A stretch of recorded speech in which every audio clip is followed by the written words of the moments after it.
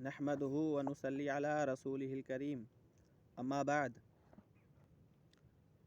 اللہم صلی علی محمد وعلی آل محمد۔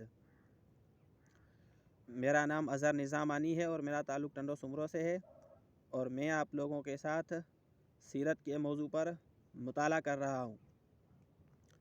جی کل ہم نے دیکھا تھا کہ عرب کے اجتماعی حالات کیسے تھے، تو آج ہم دیکھیں گے کہ عرب کے اقتصادی حالات کیسے ہیں۔ ظاہری بات ہے کہ اقتصادی حالات ہیں وہ اجتماعی حالات کے تابع ہیں، اور عرب جو تھے ان کا جو ذریعہ معاش ہے وہ تجارت تھا، اور تجارت ہی ان کا زندگی کا ذریعہ معاش تھا، اور تجارت جو ہے وہ امن اور سلامتی کے بغیر ممکن نہ تھی۔ لیکن عربوں کی جاہلیت کی وجہ سے امن و سلامتی کا ہونا ممکن ہی نہ تھا، اس لیے جو عرب جو تجارت کرتے تھے وہ صرف 4 مہینوں میں تجارت کرتے تھے۔ نمبر 1 ذوالقعدہ، ذوالحج، محرم اور رجب، کیونکہ یہ 4 مہینے حرمت والے مہینے ہیں، اسلام میں بھی حرمت والے ہیں اور زمانہ جاہلیت میں بھی حرمت والے مہینے تھے، تو اس لیے عرب جو تھے وہ ان 4 مہینوں میں لوٹ مار نہیں کرتے تھے، اس لیے یہ خود ان کا ذریعہ یہ جو اپنے ذریعہ معاش کا کام کرتے تھے وہ بھی ان 4 مہینوں میں زیادہ کرتے تھے، اور ان کی جو بازاریں لگتی تھیں وہ بھی انہی 4 مہینوں میں لگتی تھیں۔ اسی طرح عرب جو تھے وہ اپنی صنعت کاری کا کام کرتے تھے۔ اس وقت جو دنیا میں کام تھا صنعت کاری میں وہ سب دنیا سے پیچھے تھے۔ ان کا کام کون سا کام کرتے تھے عرب کام کرتے تھے کپڑوں کی بنائی کا اور چمڑے کی دباغت وغیرہ کا، اور یہ کام جو ہے وہ یمن اور شام والے علاقوں کے قریبی لوگ کرتے تھے۔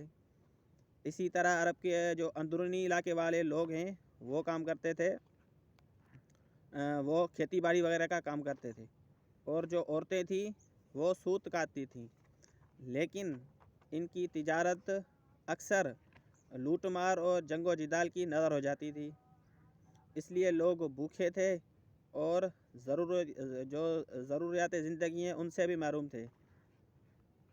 اور اس کے بعد ہم اگر بات کریں عربوں کے اخلاق کی، تو ان میں ایک چیز پائی جاتی تھی، وہ کون سی چیز؟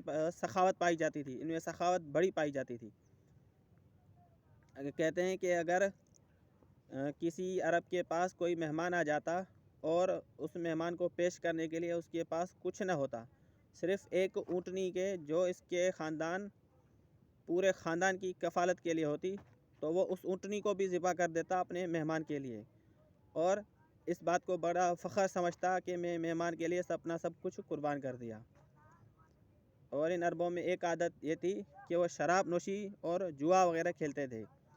اب شراب نوشی کو یہ فخر سمجھتے تھے، اور فخر اس لیے سمجھتے تھے کہ کہتے تھے کہ شراب پینے کے بعد ان کو سخاوت کرنے میں آسانی ہوتی ہے۔ اور اسی طرح جوا بھی کھیلتے تھے، تو جوا کھیلنے کو بھی فخر سمجھتے تھے، اس لیے سمجھتے تھے کہ جوا کھیلنے کے بعد جو ان کے پاس پیسے بچ جاتے تھے وہ مسکینوں کو دے دیتے تھے۔ اور ان میں دوسری عادت یہ تھی کہ یہ وفا عہد یعنی عہد کو پورا کرتے۔